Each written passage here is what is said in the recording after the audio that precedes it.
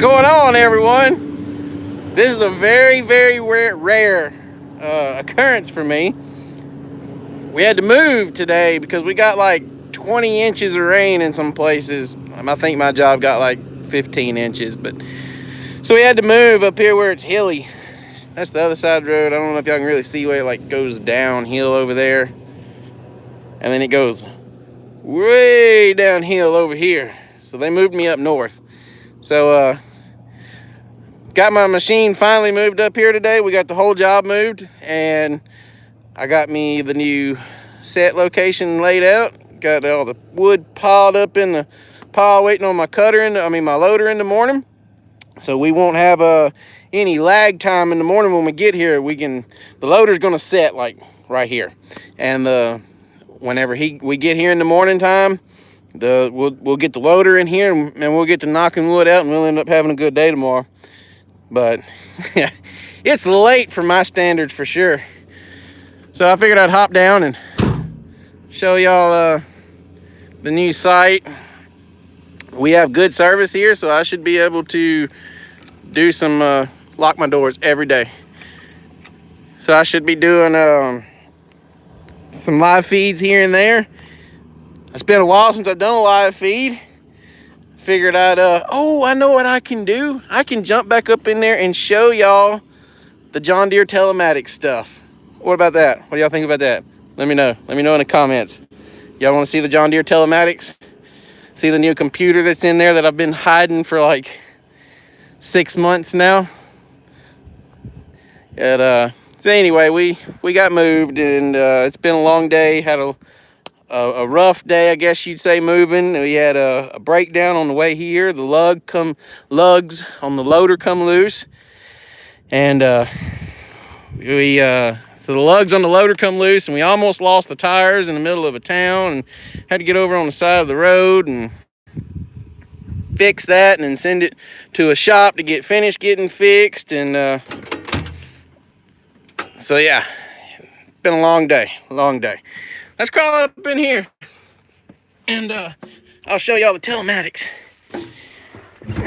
This stuff, that's the computer screen. It is beyond cool. Some people say technology is like overrated. You don't need to have it in login, whatever. I love technology. I go to John Deere's YouTube page, and I'll put a link. I'll try and put a link in this description.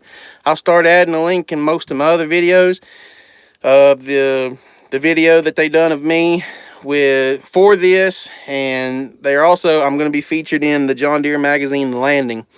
So y'all can be sure and go check that out. But you just go to John Deere's YouTube page, and it should be one of the very recent videos they have up. That takes a second to load up here, because like I said, I just booted it all down for the day. But basically what this does is it connects me to my skidder, and it's just like a regular old computer starting up there. Looks just like Windows 10. But anyway, it connects the skidder to the track cutter, or the rubber tire cutter if you have a rubber tire cutter with it. And the skidder can see where I've been at all times. I can see where the skidder's been, and every 2 minutes it updates our locations on each other's screens. And it shows the skidder everywhere. Everywhere I've cut wood, it shows the skidder that there's a bundle of wood laying there, and that there's wood that needs to be picked up. Hopefully there'll be some here. I didn't swap the computer over and everything, but anyway, y'all can see it booting up. I'll kind of run y'all through most all this, but first and foremost, I don't know if y'all can read that or not, this is a test version. So not everything you see in here is going to be exactly what you see in a final version that they just released this. They still have to update mine some more, but I'm telling y'all, this stuff is phenomenal. What John Deere has come up with it's already been implemented overseas in their cut to length stuff with harvesters and forwarders and whatnot. It's never been in a tree length deal. So, all right, you see it loaded my map, and I can see where I'm at all times. Yada yada yada. One really cool function is it gives me a keyboard. They give me a keyboard to use. So it is a touch screen, so you touch it and drag it and whatever else. It is a touch screen. I'm trying to see, hopefully it will show you the little icons with the wood. If not, I'll have to like back way out and go find my old track. But it doesn't look like it's going to be showing anything. It may. But so this right here, let me close these two little things out. See, like I said, I haven't set up my new boundary locations and everything for this place. But you can mark out your cut boundaries, and when you get close to it, it gives you an alarm. Whenever you come across a wet place or something like that, you know, anything that you need to communicate with your skidder driver to, you don't have to tell him, hey, this is there or whatever. You can still do that, but you can put this thing on the computer now, and every time he drives through that area, it gives him a warning letting him know that, hey, you know, you're entering an area either you shouldn't be or you need to be careful in, or, you know, there's steep ground, there's soft ground, whatever. But besides all that, the most cool thing to me, and I mean, this is beyond cool. I'm trying to get y'all a little bit closer here. All right. Turn my keyboard on. Well, keyboard's not wanting to move around. We'll do it like this. Okay, so what you see here is site statistics. It tells me how many stems a day I'm cutting, and it works off of how the arms close, and the saw has to drop a certain RPM. This right here is the estimated uncollected stems. That's telling me how many stems are still on the ground. The next one is the percentage of stems that have been collected by the skidder, because the skidder has a screen on his end that he can pick the stems up as we're working, and we know kind of what's still left on the ground, what's in the set, and you can kind of keep up with it roughly by keeping up with your tonnage that your trucks haul, so you kind of know what's in the pile. Then this one here is your uncollected bunches, as it'll tell you that there's, you know, a bunch of trees. When I say a bunch, like a bundle of trees, and it'll tell you how many of those are still left laying on the ground. This is called landing areas. It's the same thing as your set. On our previous site, we had 4. This thing we have not gotten implemented yet, but it is beyond cool. It will be able to give you an average skidding distance, just like it says. So you're not having to sit here and measure or guess how far your skidder is skidding anymore. You know live what you have for a skidding distance, and know whenever you need to be either looking at changing your deck location, stuff like that. And then, you know, this function down here will tell you also kind of what stems are still on the ground. And then on top of that, it will also give you a tonnage rating for, it'll tell you how many tons are still left on the ground or been collected or whatever. So we'll go back over here. I believe this function here, it's a little slow because they're needing to update it and stuff, so it's a little bit slow. I wasn't around them today to let them update it, but I've been working with John Deere from Dubuque Works, Iowa, which is really cool, and I've also been communicating with them to communicate with the guys in Finland. Anyway, this keeps up with all your landing areas. If you was a clear cut crew, you'd have sort A, B, and then, you know, your auto count. A would be like logs, B would be pulpwood, or A could be pine, and B would be hardwood, you know, something of that nature. That would give you the ability to say, like, you're needing to finish out a load of hardwood. and tell you, Skidder driver, hey, Skidder driver, I need hardwood skidded to me right now. Instead of him riding around and guessing where everything is, he can click on, just say A was hardwood. He clicks stem A, and it would light up all the hardwood bundles, and he could drive and go get the hardwood bundles and bring them to your loader. It would eliminate time of him riding around guessing where he's at and what he's doing and stuff like that. So this here is what's called your base map layers. You have a topo map built into it. Click on it, get it to pull up. See, topo map, real-time topo map. And then you have the world imagery, which I use more than anything. And then this, you can change like your colors and stuff like that. But you come down here to map elements, and you can keep up with the tracks that you have done today, like where you've cut at today. This is where you would have cut any time prior to the last time this system was booted up. Stems actually puts a little X mark on the computer over here, showing you where the stems have been cut. I'm still unsure what stem heat map is, but bunches is the bunches that you've cut and piled. Points of interest, which is POI, is, like I said, steep ground, soft ground, whatever. Then you can mark out a whole area of interest, which would be like your cut block boundaries, places to stay out of.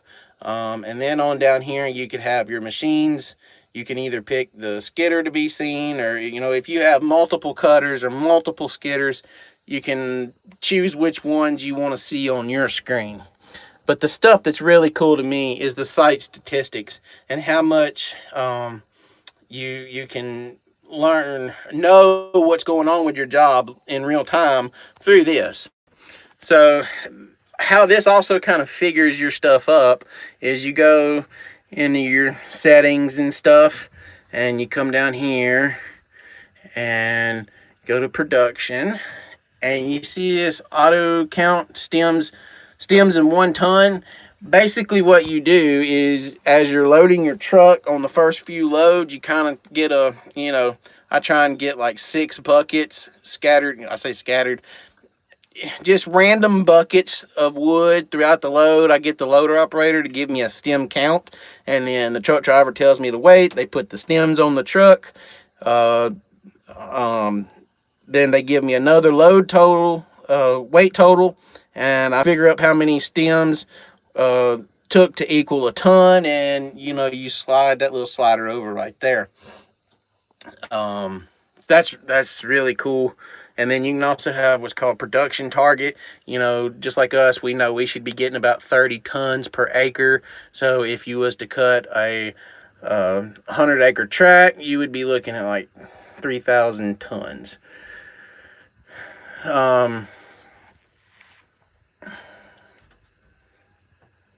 This is just some site statistics and stuff like that. It tells you how big the track is. It tells you how long the area around around the area it is. Just all kinds of little things. It tells you how many acres you've actually covered, stuff like that. And then you can import maps and stuff to where it works without cell phone coverage. It works off of cell phone use, but sometimes you get in areas where it's a little laggy. Sometimes it won't work, and if you had your own base maps to load into it, it wouldn't have that problem. But guys, this stuff is just beyond awesome. Let me flip this around and we'll kind of go through. Well, let me turn it up. Nope, it's locked. Okay, so let me go through the chats real quick and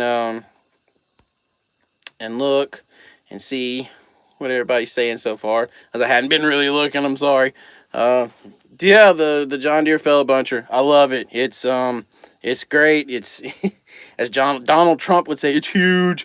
So yeah, I really like the really like the John Deere track cutter. Let's see, shout out from Milton, Florida. Thanks for that, Steven. thank y'all all for watching and tuning in and everything.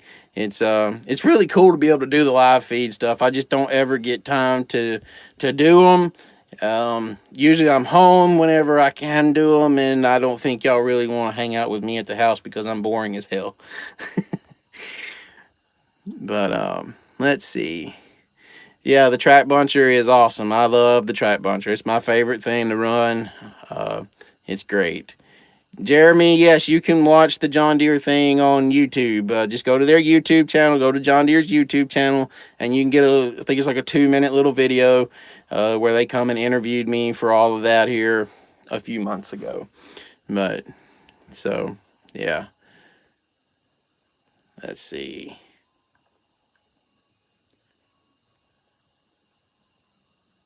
What happened to chainsaw? We don't have chainsaws no more, if that's what you're asking. We're not even allowed to have a chainsaw on our job premises due to insurance purposes. I don't want to run a chainsaw. That's hard work. But, hello from North Carolina. Thanks for coming and watching, Gordon. Appreciate it. No, it does not work off of satellites. It works strictly off of cell phone service, AT&T cell phone service at that. I've only ran into one area that got kind of sketchy, and they made some phone calls, and it kind of cleared up a little bit, which was quite amazing. But no, it's not satellite. I need to get me I got a gimbal in the truck, and I forgot to get it. Man, this thing is like bouncy as all get out. What's up, Jacob from North Carolina? Thanks for watching. Montana, Jeffrey. Man, that's really cool. We're getting like way out. Yeah, Bobby, I've had this 853 now since May of last year. It has currently 2,493 hours on it, and I've changed no hoses in the inside of the machine. I've changed one hose so far on the head, and the head is a prototype. I say on the head, going from the head through the knuckle part down here. I've changed one line there here about 2 weeks ago, and in the saw motor compartment down there, that's a prototype head, and they had some rubbing, chafing issues when we got it. And I've changed one line in there so far. But other than that, man, this thing's been bulletproof. Great. I love it. I love the Tiger Cat machines, but I got burnt out on working on them, y'all. And that's why we went ahead and switched to the Deere, because the 853s are holding up extremely well. Now, the 803s are not worth a crap. The undercarriages are too small under them and everything like that. But these beefed up 853s, most especially with the U7 undercarriage in it, and it's just it's a beast. Let's see.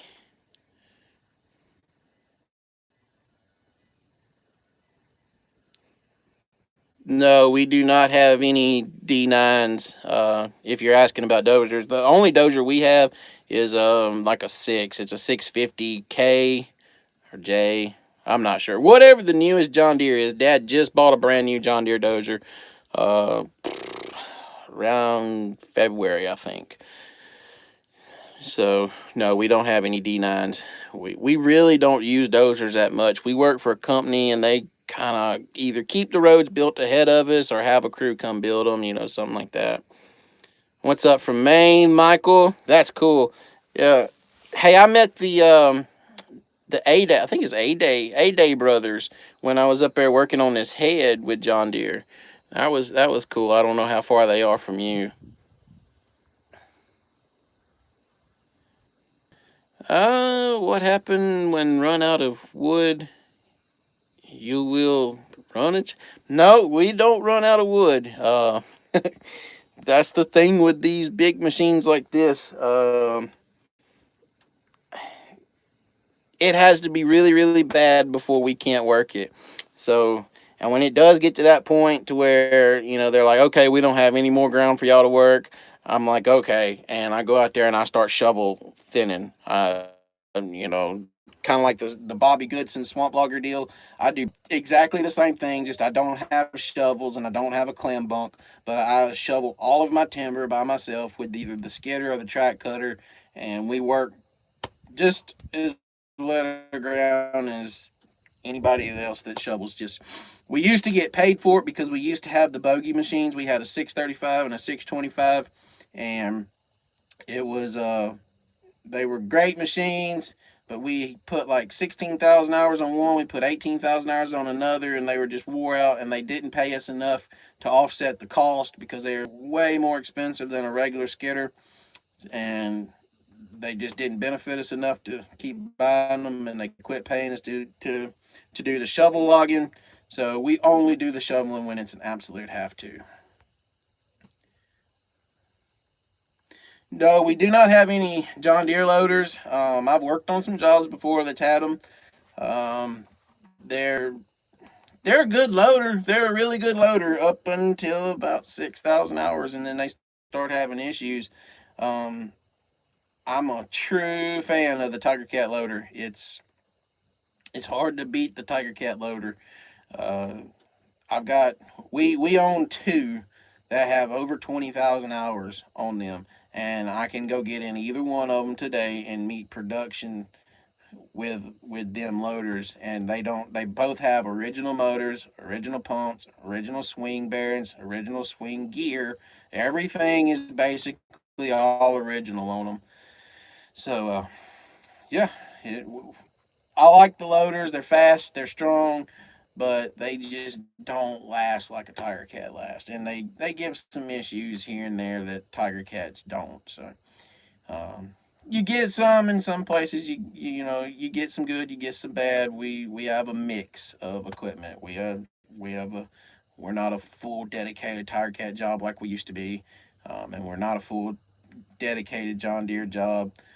You try and keep a little bit of mix going on the business side of things. It makes your salesman work a little harder. It makes them kind of, well, if you don't give me what I need here on this price, I'm gonna go talk to old Joe down the street and get a Tiger Cat, and he's gonna hook me up and give me the price that I need. So uh, gives you some competition room there. But anyway, that's great to see 24 of y'all live here. I know that's nothing compared to some people's channels, but yeah, we are in Louisiana. We are right now. I guess you'd say we're in about west central Louisiana.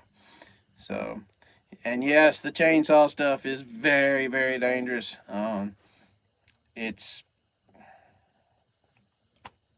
being in a machine made the logging way more safe. You couldn't afford to do insurance and stuff anymore. In my part of the world, you couldn't afford to do insurance and stuff anymore. You couldn't meet production anymore with chainsaws and flatheads. That's what my dad done for, shoot, 13 years, 15 years, something like that. He was a straight flathead, and before he started his own trucking business, it's you just couldn't. The market's not there anymore. There's a few small jobs here and there that use saw hands, but it's nothing like what it used to be. And it's kind of sad in a way because that was a really unique trade. It was really cool. I love listening to the saws and watching them cut and everything like that, but it's they're just not feasible, most especially for our application anymore. Most of my trees are like 8 inches or so in diameter. How long have I been logging? I myself have been in the woods for almost 14 years now. My dad has been logging since he's been in business for himself. This December will be 20 years. Um, my grandpa had jobs back in the early, late 80s, through that time frame. I think in the early 90s is when he went out of business. But yeah, we've been logging a long, long time. Like I said, Dad's been in business consecutively for 20 years logging, 24 years. Yeah, 23 years. 23 years if you combine logging and the trucking, and then if you want to add another probably 10 years to that of self-contracting flathead jobs back in the day. So let's look at some more, roll back through some of these messages here. Caleb, yeah, that would be nice to trade your equipment every 2 years. We try and get extended warranty packages on ours to last us through, on the John Deere stuff, 6,000 they offer, and apparently they offer 8,000 now, and we're trying to get to that. So I'm trying to get this site to pull up here too for y'all, so I can kind of show y'all like the lines and everything like that. But anyway, yeah, it would be nice to trade your stuff off every 2 years, but it's just not feasible for us to do that because we like to kind of try and either get it paid down a little bit and then sell your equipment, you know, make some profit back off of it that way. We really don't like just running it for 2 or 3 years, trading it in and then getting something new. There we go. We had a phone call come in. Anyway, trying to, like I said, zoom. Okay, we're back again. Had another phone call. Let's see here. Did I miss anything while I've been gone? Upstate New York, Kay Orton. I've seen your name before. I don't know if you sim race or race, but I've seen that name before. But anyway, hey, thanks for watching. How many trucks do we have? We have 5 trucks of our own. We also run 2 or 3. I think 2 contract trucks. But I never see the contract trucks. We always run our personal trucks over here now. We did have a contract truck on my job for almost a year, and then it looked like there was going to be some business swapping around, and he decided that he didn't want to stay here for that, and then now it looks like that we're not going to do that, so he, yeah, he's not with us no more, so now we're trying to just keep trucks of our own on the job site. And I keep 2 full-time trucks on my job. Again, y'all apologize if I'm like bouncing around and whatnot. I'm not trying to be. I'm trying to pull this up so y'all can see. Ooh, yeah, there we go. I don't know why the skidder's showing it to be there, but anyway. Well, that's not mine, I don't think. Anyway. Yeah, that's not my machine. Apparently it's got some more machines in here. Anyway, I keep 2 full-time trucks on my job. And when I need, we get like we are right now, it's going to be almost a 60, probably a 65-mile haul. I will get assistance from a 3rd truck. So we 2 full-time, 3 sometimes.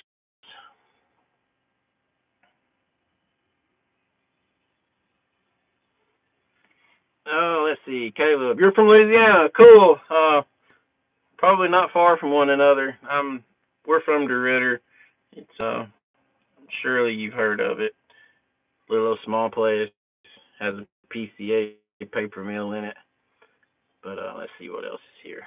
The best truck. Well, we like Kenworth. I can't really tell you what's the best truck. I can tell you what we like for trucks, and that's Kenworth.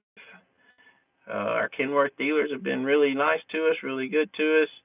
So we keep doing business with Kenworth.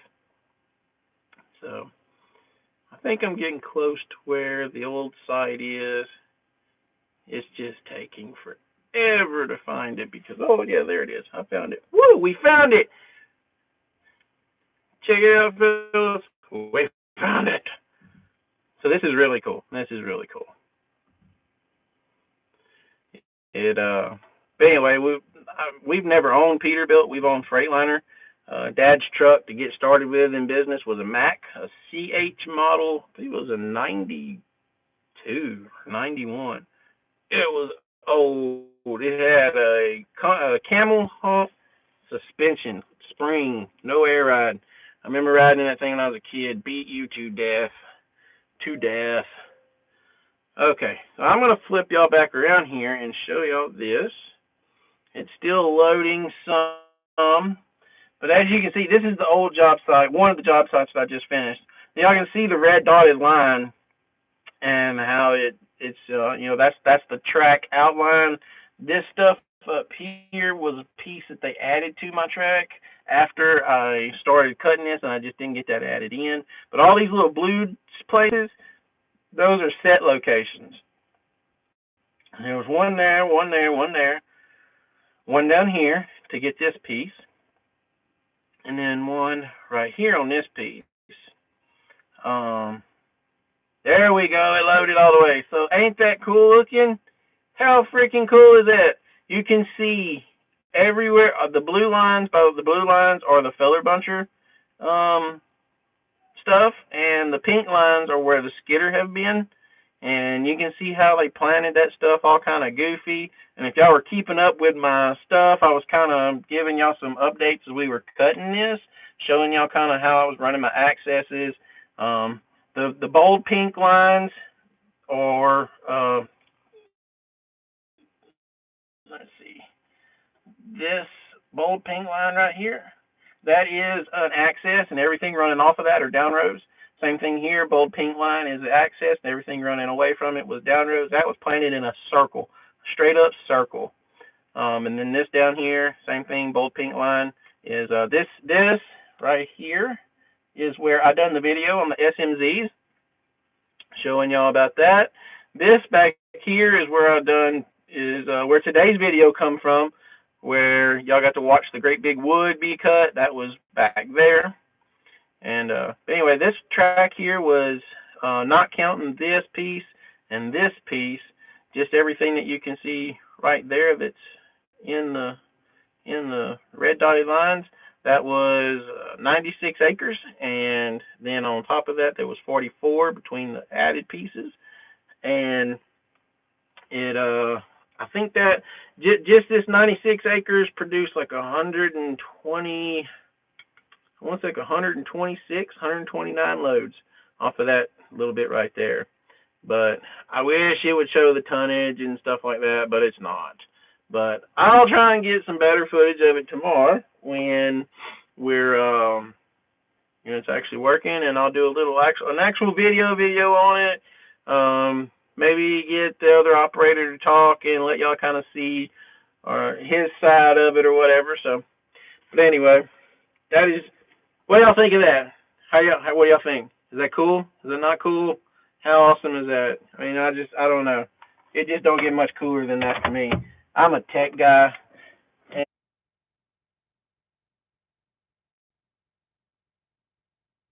I'm a tech junkie, and I love tech, and it's beyond cool to me that they have something like that can communicate between the two machines and help make you more efficient in your operation.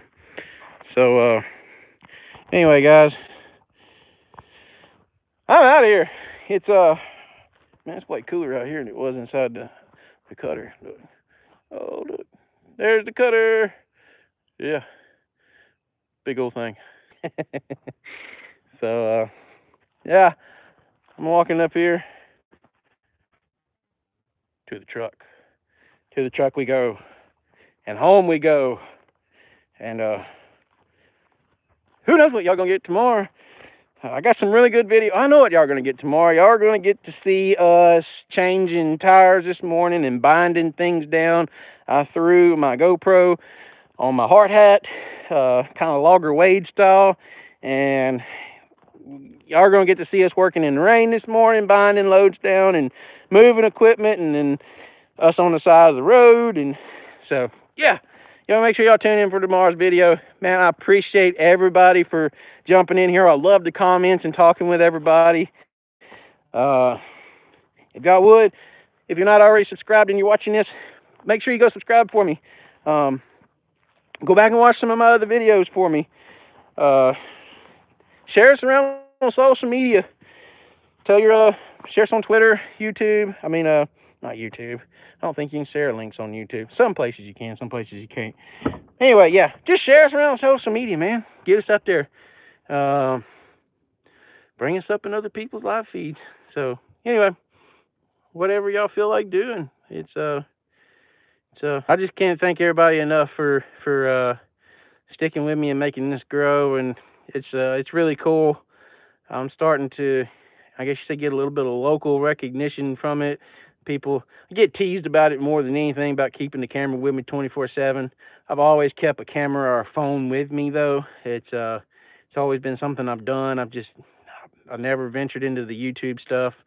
It's just beyond cool to be able to get to have the success that it's having already, and talk with all you cool people daily, basically. So anyway, I'm out here tomorrow, back.